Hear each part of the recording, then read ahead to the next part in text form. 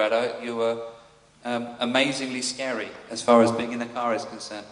And I saw a woman cycling along the opposite way through the stream of traffic, which I thought was interesting. I thought that was good. And I heard it today about a friend, this man, Boyko Borisov. Is that right? I'll tell you a story about him later on. It's a true story. Okay, so a little bit about myself. I have been doing Bowen for nearly 25 years. I know I don't look old enough, do I? But I've been doing Bowen, the Bowen technique, for nearly 25 years. And in the last 8 to 10 years, I've been studying a lot more in terms of what we would call function, human function, particularly from a human dissective perspective. So a lot of human dissection. Това, с което се занимавам вече 25 години с техниката Bowen. Последните 10 години най-много се интересувам от функционалните аспекти на техниката и се занимавам с дисециране. So, and I wanted to share with you a little bit tonight some things about what Bowen is all about from my understanding, and also a little bit about, even if you've got no interest in Bowen, I hope that you'll have an interest in terms of some of the things I'm going to say about anatomy and function. Particularly if you're interested in sport, some of you might be attending the sport congress, but anatomy and function is my key. I have function written across my forehead. Основното, което е важно за мен, е функцията. Така че независимо дали говорим на събирането тук, дали на някой спортен конгрес, анатомията, но в смисъла на функция. Това е, което искам да остане като послание за вас. It's probably a good idea. If anybody just wants me to shut up, then just put your hand up and I'll shut up. Ще млъкна в момента, в който някой от вас поиска. Or shout, shut up. Трябва ли да млъкна сега? That generally works. Especially if it's a woman. So, the new paradigm. What's a paradigm? The new movement, the new anatomy, the new movement, the new understanding. That's my name, that's my website, and we'll go on from there. So a paradigm shift. What do we mean by a paradigm shift? I'm going to give you an example of a paradigm shift. Ще ви дам пример за това какво означава преместване на парадигмата, промяна. In Switzerland in 1966, the Swiss were the biggest makers of watches, the biggest makers of timepieces in the world. And it was all about the mainspring.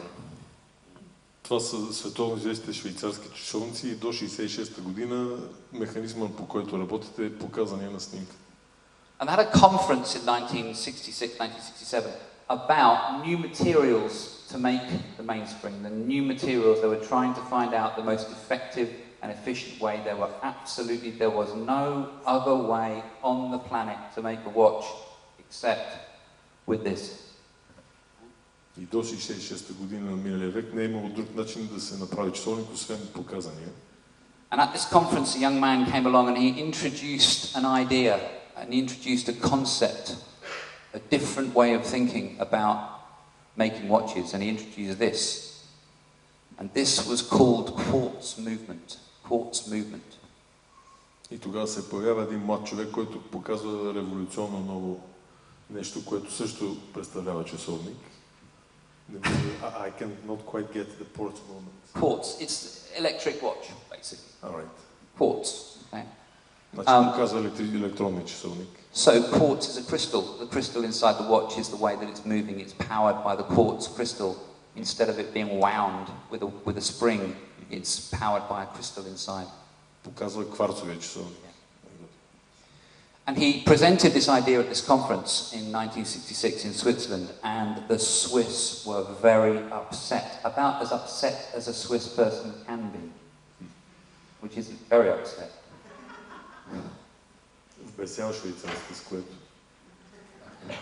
They went and made more chocolate.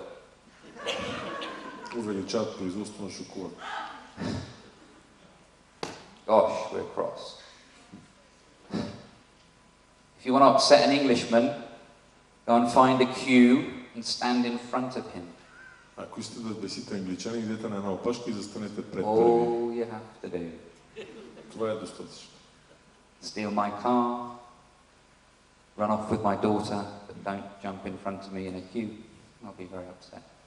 So this man, he presented the quartz movement at the conference. He was asked to leave. He was thrown away. The quartz movement that we see on our watches is very small now, but in those days it was big, it was huge. It had, the batteries were suitcases, it was ridiculous.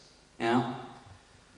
So he presented this and they didn't like it at all. And he left and he went and sold his invention to a small Japanese family-owned company. И понеже швейцарците не приемат неговата идея, той продава идеята си на малка семейна компания от Япония. And the company was called Seiko. Seiko. 1975, the biggest watchmakers in the world, the Japanese, in under 10 years. So the obsession in the mind was we had to have a mainspring. The only thing we could do was this. Yeah? And within 10 years, with such a change that now none of us in this room will have a watch probably with a mainspring. 75 години японците стават световен лидер в производство на часовници и надали едва сега някой от нас има такъв часовник с пружина. I'm always interested in terms of what the next slide is going to be. I can't remember. No idea. So, who's studied anatomy, please? Put your hands up if you've studied some degree, some form of anatomy. Който от вас учил анатомия под някаква форма, моля да дигне ръка. If you haven't, hold on tight. Ако не сте учили. So the anatomy that you studied is about 1,000 years old. Анатомията, която изучаваме, е над 1000 годишна история. I'm going to run through a time machine. So our first man, this is a man called Galen. He was around in the 2nd century. Това е Гален, втори век в новата ера. He wrote thousands and thousands of words about, volumes about the human body, and most of it was wrong. Написва много томове за човешкото тяло, от които повечето са лови грешни. He never cut up a human because it was illegal under the Roman Empire. And so he cut up dogs and monkeys and pigs that they were close enough. Правил дисекции само на животни, тъй като по законите на Римската империя не е имал право да дисецира хора. Parts of England where he would be right. So he had influence for nearly 1,300 years. Nobody dared to contradict Galen for over 1,000 years. Until this man. Никой не се е противопоставил на парадигмата му за около 1300 години. Anybody know who this is? Някой да знае кой е това? André Vesalius, yeah, the most famous Belgian, apart from what's his name, Jean-Claude Van Damme. André Vesalius. And André Vesalius came along in the 16th century, 1540, and he started to do dissections.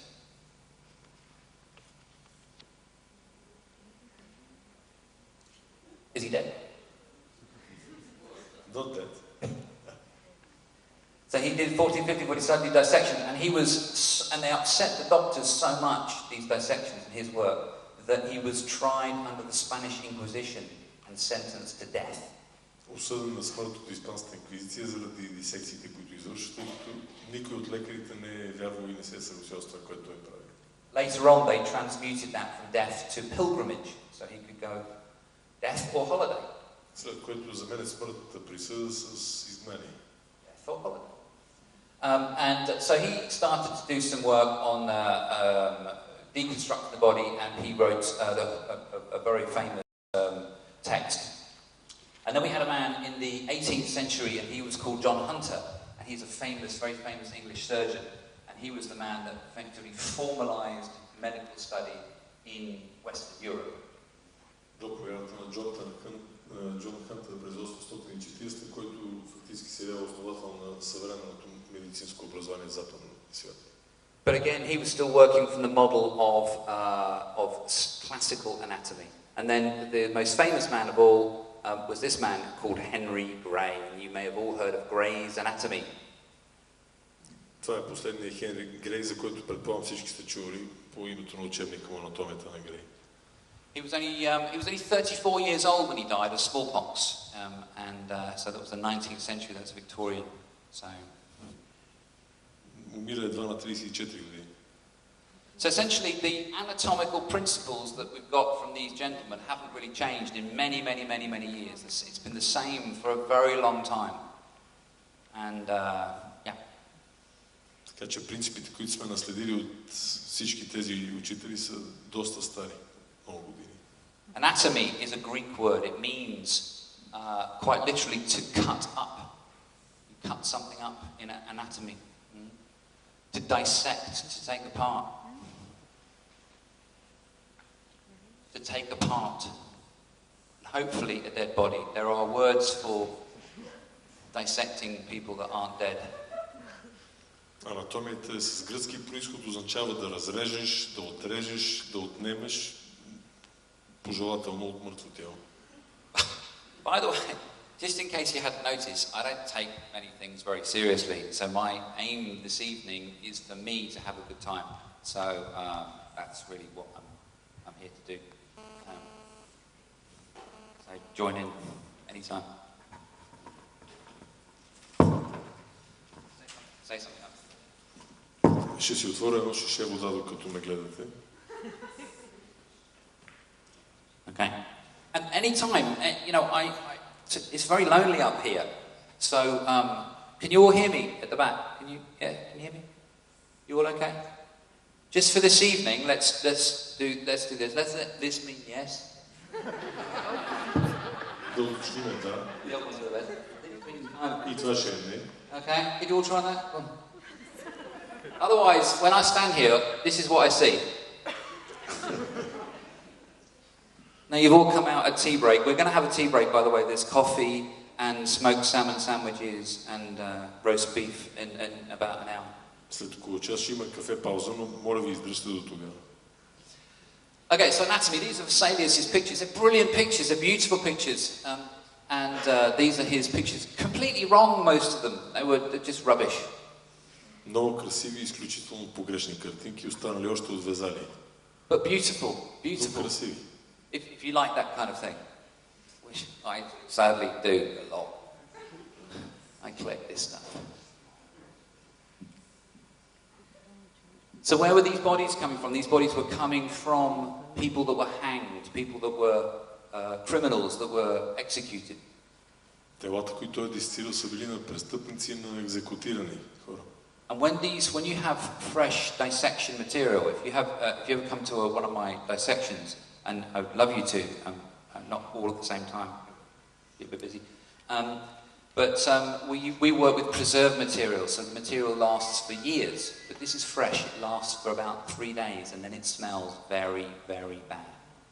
Така че той е правил дисекции на тела, които издържат най-много до 3 дена, след което миризмата е непоносима, за разлика от нашите материали, които могат да издържат месеци.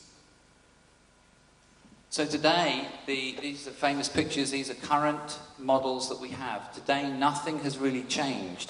If we go back to our original, hopefully. Нищичко не се е променило до наши дни. И ако се върнем обратно на сравнението с часовника, нещо е станало тогава, да видим какво се е случило за 1000 години по отношение на анатомията. Скърт за проектора.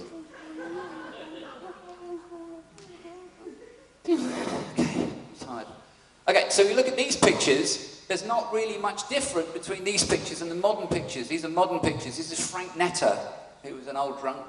Атласа на Франк Нетер. Последният и най-нов, и най-интересен, и най-хубав. We all see a muscle chart. You've all seen a muscle chart like that, yeah? How can you get a muscle chart where somebody has had all their skin and all their fat removed and they're still standing up? You go and try that tomorrow. Tell me how that works for you. It's never going to turn out good. Никога няма да се случи, ако опитате на живо да премахнете кожата и под кожата и да накарате човека да седи прав. Опитайте. Your patients will complain. Ще имате оплакване най-малко от пациентите. Not much has changed. So I was talking to Ivan just before we started, and I was saying that medical students learn all their anatomy in the first 1 or 2 years. Анатомия се учи през първата 1 до 2 години от студентите по медицина. And in England, the medical students also, coincidentally, spend the first 1 or 2 years drinking heavily. В Англия студентите обикновено пият доста първите 2 години. So by the time 10 years come and they are now doctors, they don't know whether this is your elbow or this is not your elbow. И след 10 години те не могат да различат дупето от лайка. I'm joking, but a little bit. Шегувам се, но не съвсем. So we're teaching anatomy based around the dead body, and we're giving that to people to then say, now go and treat living people. You know what? It doesn't make sense to me. Това, което аз не мога да се съглася, е, че учим анатомия върху мъртво тяло, лекуваме живи хора. I'm regretting writing this, but